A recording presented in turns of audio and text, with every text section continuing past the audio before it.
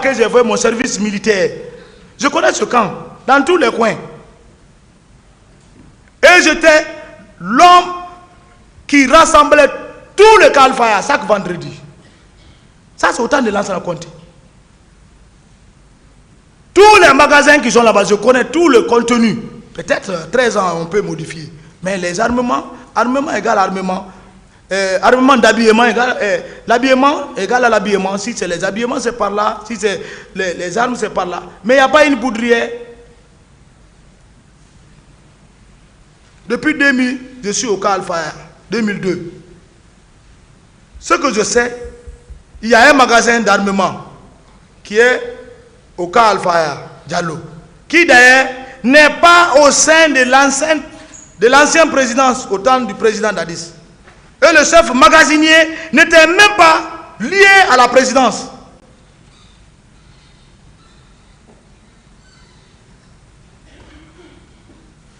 C'est le service de la direction générale d'armement qui est basé au camp Samori, qui a la charge de choisir le chef magasinier sous le contrôle de la haute hiérarchie militaire. Ça, c'est universel. On ne prend pas un garde-corps ou un aide du camp, on te confie le grand magasin d'armement. Ça, c'est faux.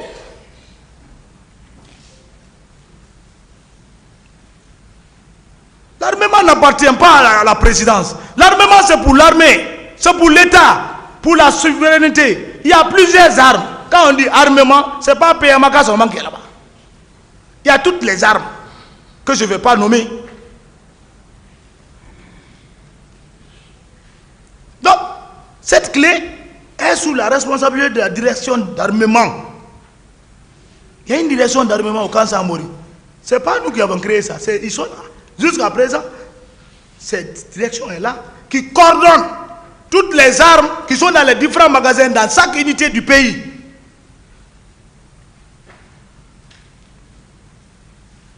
Qu'on cesse de camoufler les choses pour se distraire devant la justice. Quelle peur! Il faut avoir le courage.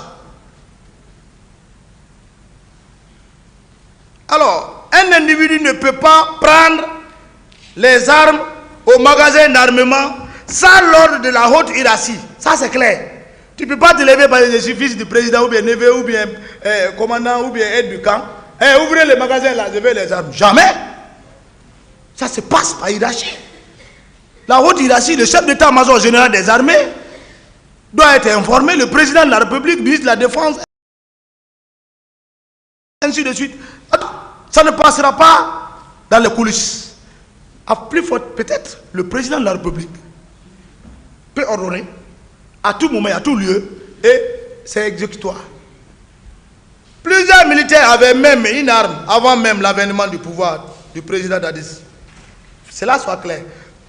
Parce que quand les magasins furent pillés par les jeunes militaires dans les différentes casernes, dont on a vu ici, on dit état de siège, lorsque la dame qui est décédée tout à l'heure, la semaine dernière, je pense, Rabiatou, qui était les manifestations des forces vives contre le général Lansana Conté, il y a eu tir au camp.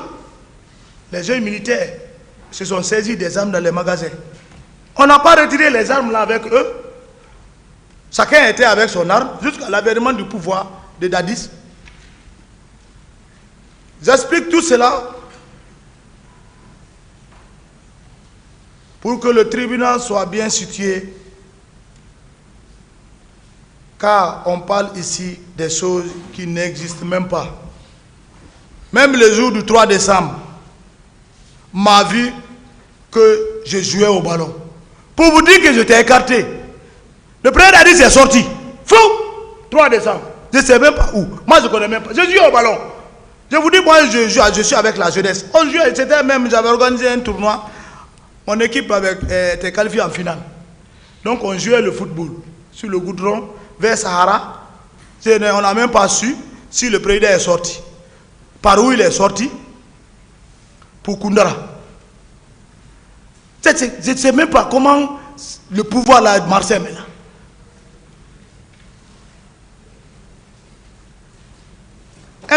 tournoi, moi-même j'avais organisé. Et je suis habitué à le faire avant même l'avènement du pouvoir de Dadis. J'aime le football. Et j'aime jouer aussi au foot. C'est ce jour, le 3 décembre, mon équipe de football était en finale. Et je jouais le football. Je ne m'attendais pas à un incident ce jour. En plein match, j'ai vu alerté, je fus alerté par un civil. C'est un civil même qui m'a dit qu'on a tiré sur le président Dadis. J'ai immédiatement stoppé de jouer.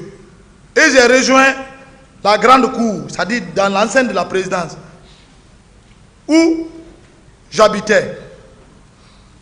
Le président, où habitait le président, comme présidence, j'ai trouvé la vraie pagaille et du désordre.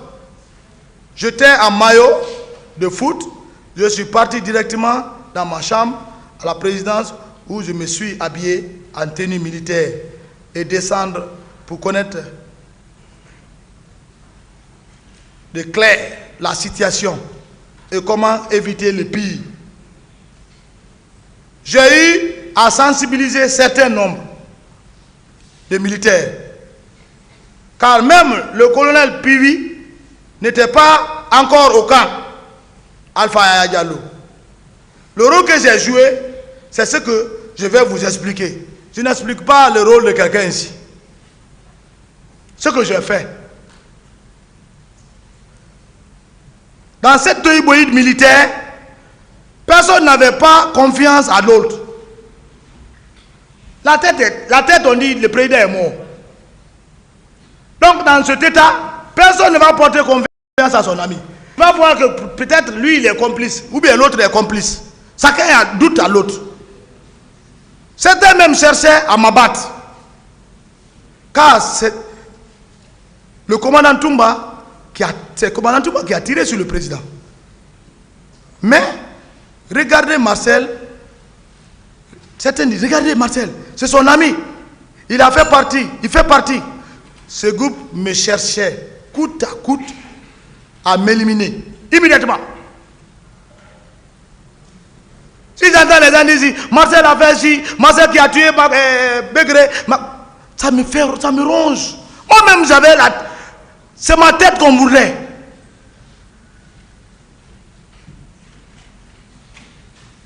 Mais Marcel Guilavogui, qui est devant vous, n'est pas un homme à intimider ni à se paniquer, car j'ai toujours la protection de Dieu.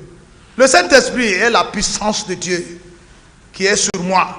C'est pourquoi le commandant de Gaulle, paix à son âme, que Dieu lui pardonne ses péchés et l'accorde le paradis, fut l'un des grands gardes rapprochés du président, le général Sekouba Konaté.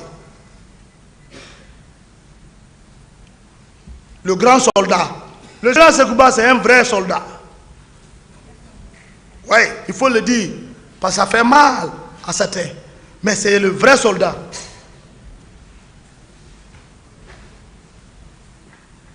Le commandant de Gaulle est venu vers moi et a voulu révolter les militaires contre moi. À la présidence. Je vous dis, c'est la vérité. Pourquoi je parle avec insistance en haute voix? Il a voulu révolter les militaires contre moi.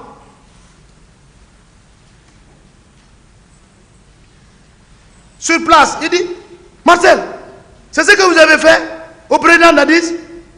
Sur place, je suis devant Dieu. Il y a eu la réaction. Beaucoup de militaires qui ont dit non, Marcel ne fait pas partie. D'ailleurs, il jouait au ballon. Je parle que la vérité. C'est ça ce qui s'est passé en répondant au commandant de Gaulle. C'est cette parole même qui m'a donné la force, que de Gaulle lui-même m'a donné en retour, Parce que quand il a fait ça, quand il y a eu réaction, j'ai eu maintenant le courage de m'adresser, de poser certains jalons. Ma sixième sens m'a guidé.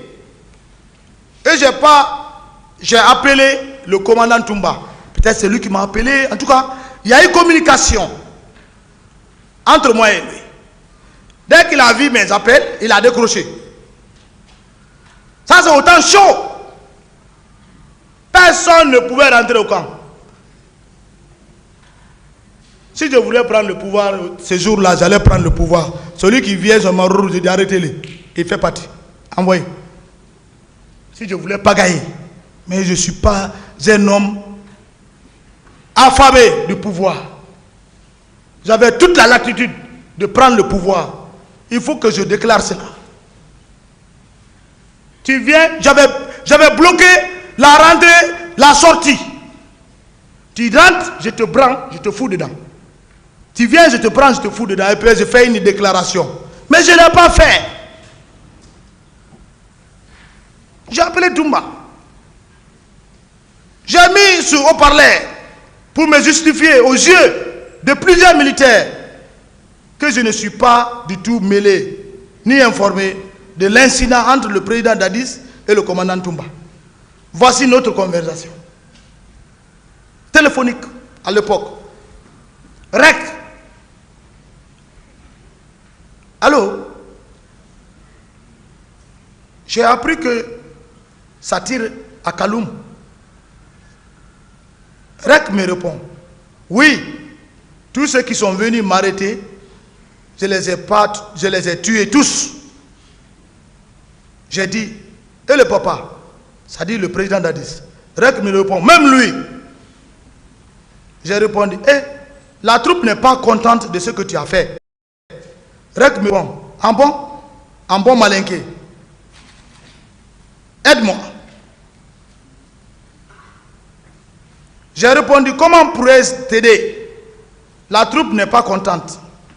Rec me dit, ok, je viens là-bas, au camp Alpha. C'était sur haut-parleur. Cette fois-ci, j'ai répondu, cette fois-ci avec un ton élevé. Viens, tu me trouveras ici. Et Toumba a raccroché le téléphone.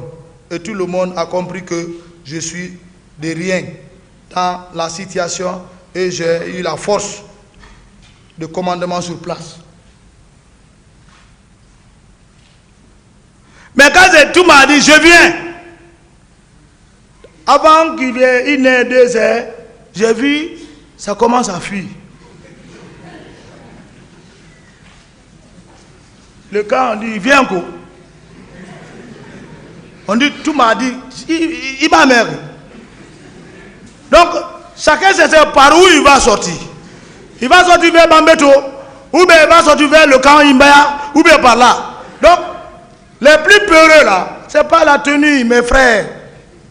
Monsieur le Président, ils ont fui. Donc, c'est ce qui a d'ailleurs, je le remercie d'avoir dit ça au téléphone ce jour. C'est ce qui a pu mettre la paix dans notre pays. Parce que son intimité qu'il avait, quand il a dit je vais rentrer, tous les brebis galérats qui se voyaient gros gras, si tu le vois, tu dis ouais, je viens commando. Tu vois maintenant, tu ne vois personne.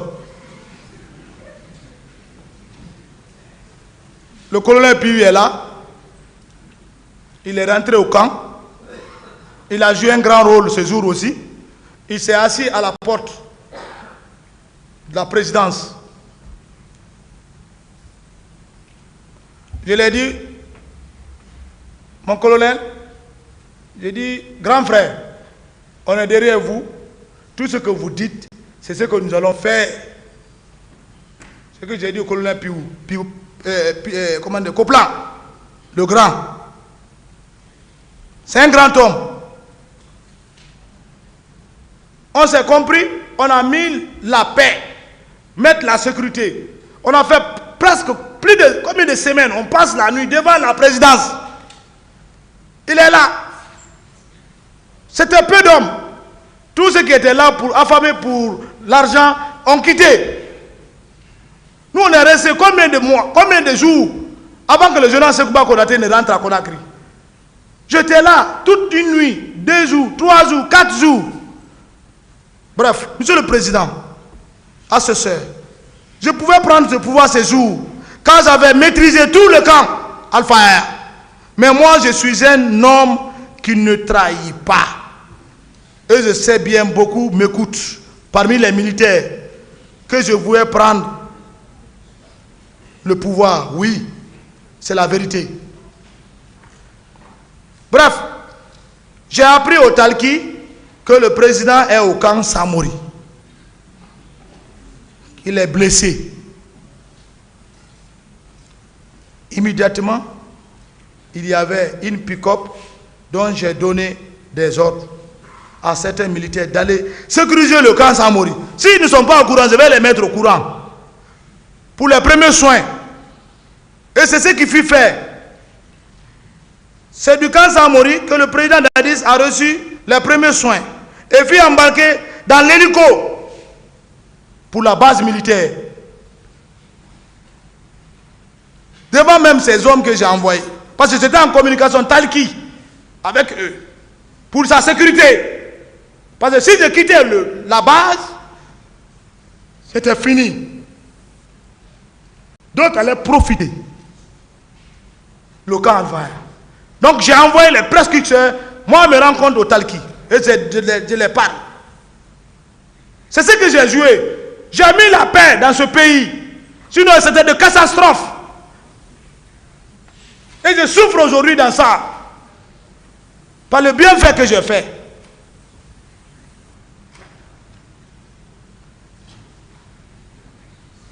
Moi, Marcel, je n'ai pas quitté le camp Alpha. Je t'ai informé à la lettre de tous les mouvements du président. Je t'ai informé. Si je voulais l'anéantir, je dis, ouais, il est à la base militaire là-bas, encercle le coin. Monsieur le président, docteur Djabi, traitez-le. On le met de côté, j'annonce à la radio. Changement de pouvoir. Rien n'est sorti.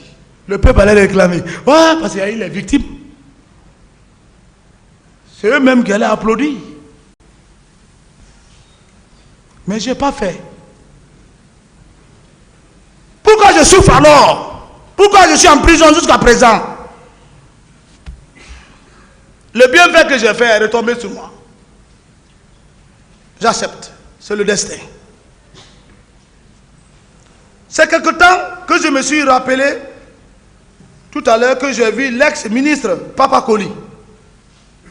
À l'époque, Papa Koli Kourouma, venir vers moi à la présidence en me demandant, neveu, est-ce que le président peut rentrer? J'ai répondu, mais il est vivant. Il est toujours président. Il peut rentrer. J'ai dit, laissez-moi mettre la vraie sécurité pour sa rentrée. L'ex-ministre Papa Koli est témoin. Il ne peut pas dire le contraire. C'est lui-même qui est venu me voir, vers moi, me demander si le président Nadir pouvait rentrer au camp Alpha. Parce qu'eux-mêmes tous avaient peur. Est-ce qu'on peut rentrer au camp? Il était à la base arrière. Ça, c'est des camps, on dit aviation. Il ne peut pas venir vers le camp Alpha, ils ne sont pas armés, c'est des aviateurs. Donc il faut venir, il faut envoyer Papa Koli pour voir comment. Il est venu vers moi, je lui ai donné l'assurance et lui-même il a compris. Les sécurités pour détromper la troupe. J'ai dit, bon, le président vient à l'hélico. J'ai dit, tous les dispositifs doivent être pris. J'ai mis certains dans les étages. Tout le monde était là, mais il croyait que le président devait venir à l'hélico. J'ai dit, bon, vous le mettez dans une petite voiture. Il rentre. Il est venu comme ça doucement, jusqu'à rentrer à la devanture de sa présidence. C'est lorsqu'il est descendu, les gens ont vu. Il avait la bande sous la tête.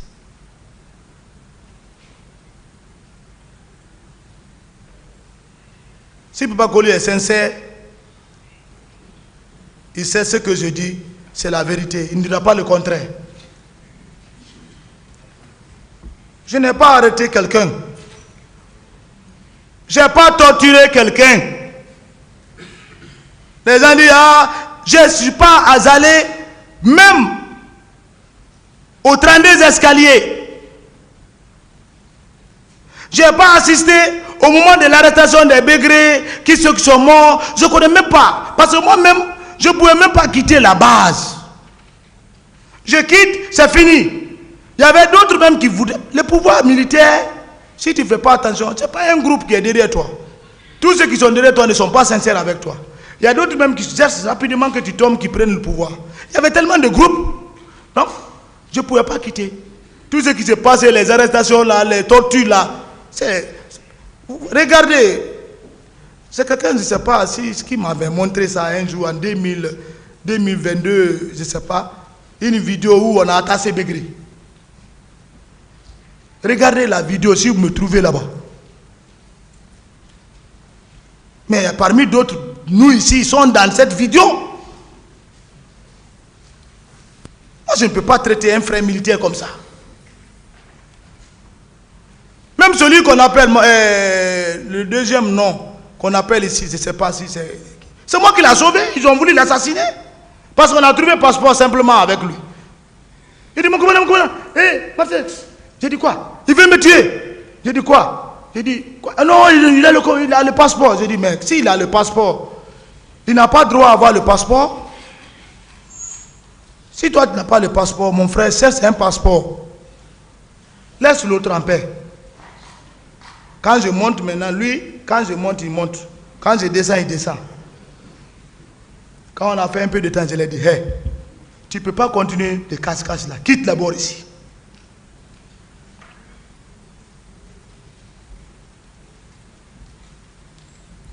Aucun militaire ne vous dira que j'ai participé à la torture de quelqu'un.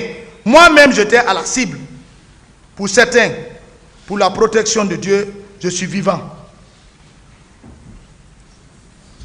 Monsieur le Président,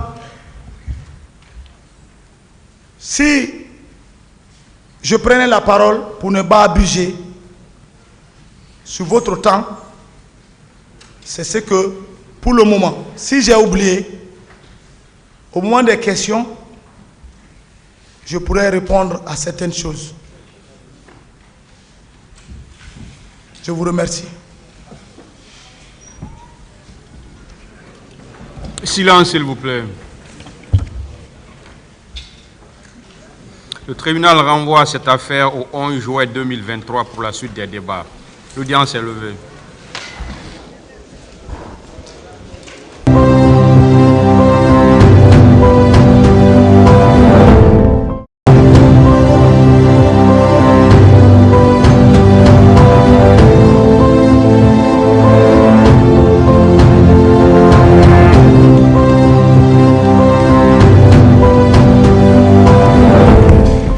L'audience est ouverte, veuillez vous asseoir.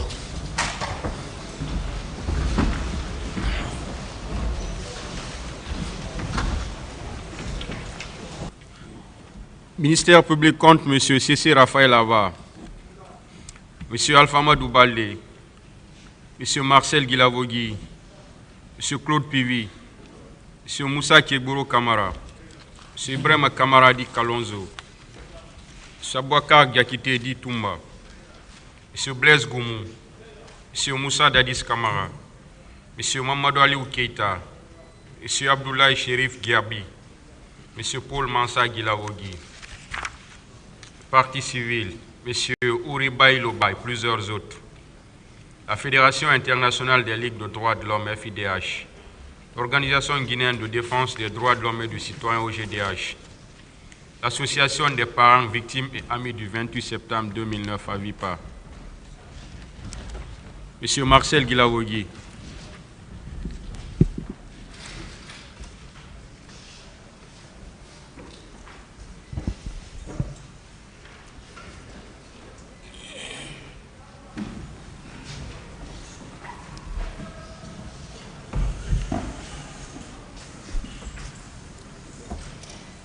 Monsieur Guilavogui, vous avez le choix.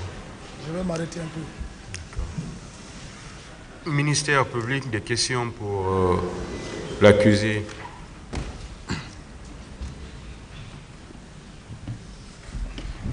Merci, Monsieur le Président, de nous avoir passé la parole pour poser certaines questions à Monsieur Marcel Guilavogui. Monsieur Marcel, Oui. le parquet a suivi avec intérêt hier vos déclarations sur les événements du 28 septembre. Nous revenons pour vous poser un certain nombre de questions. Je voudrais savoir tout d'abord quelles étaient vos fonctions au moment avant les événements du 28 septembre. Avant les événements du 28 septembre, Quelles étaient vos fonctions et vous releviez de qui? j'étais au niveau du bataillon char. Le bataillon Charles. Oui. Vous n'étiez pas au niveau de la garde présidentielle? Non, j'étais un soldat de bataillon spécial de Conakry, Calfire. Vous n'étiez pas l'adjoint de commandant Toumba Diakité? Vous dites avant le CNDD.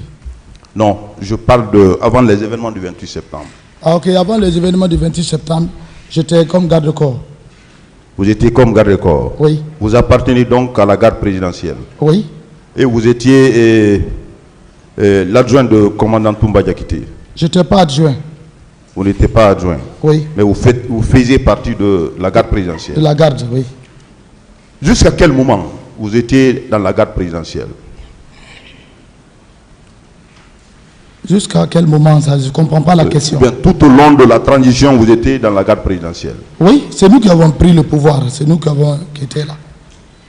Vos rapports avec commandant Toumba, c'était des rapports qui étaient au beau fixe, du début de la transition jusqu'à la fin?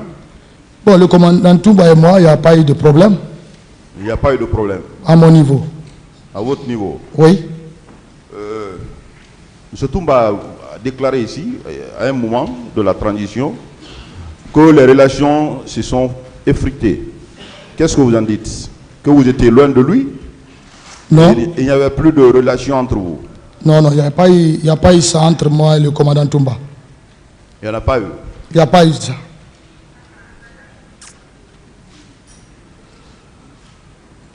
Avant la marche du 28 septembre, vous étiez à la garde présidentielle, n'est-ce pas? Ce qui veut dire que vous étiez informé de tout ce qui se passait à la présidence, n'est-ce pas? Est-ce que vous étiez informé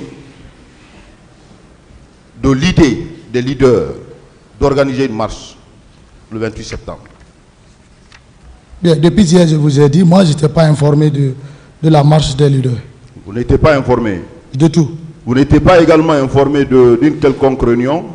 Non, je n'ai jamais assisté à une réunion et je n'ai jamais entendu. Vous n'avez pas entendu parler d'une réunion? Non. À la veille des événements du 28 septembre? Non. Le 26, vous avez confirmé hier devant ce tribunal que vous étiez le capitaine Dadis s'est rendu à l'Abbé. Vous étiez à Conakry ou bien vous étiez avec lui? Bon, moi, je me fait un accident, j'étais convalescent, donc je ne pouvais pas aller à l'Abbé. On ne m'avait même pas informé qu'il faut aller à l'Abbé. Donc, il a désigné ceux qui voulaient désigner. Moi, je n'étais pas en rapport avec lui dans les jours, dans les 10 jours, 26, 25, 23, on n'était pas ensemble. Mais vous étiez informé qu'il devrait se rendre à l'Abbé? Bon, j'ai entendu, mais je ne l'ai pas contacté pour ça. Vous n'étiez pas resté à Conakry dans le cadre de préserver le pouvoir de Dadis? Non. Durant son déplacement pour l'Abbé? Non, non.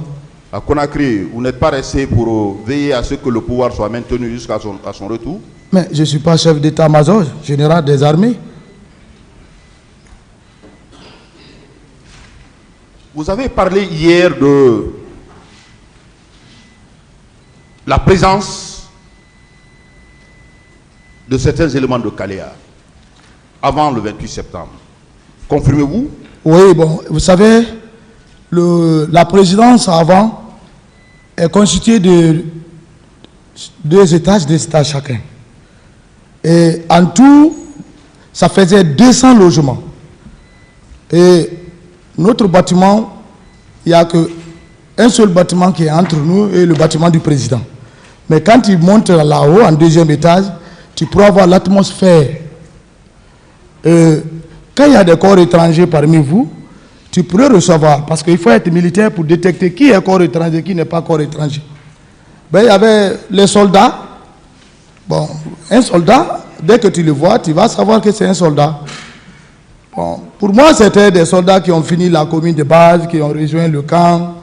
Vous voyez, donc, comme j'étais convalescent, je n'ai pas cherché à comprendre qu'est-ce qu'il fallait, mais il y avait quand même de l'engouement entre lui et eux.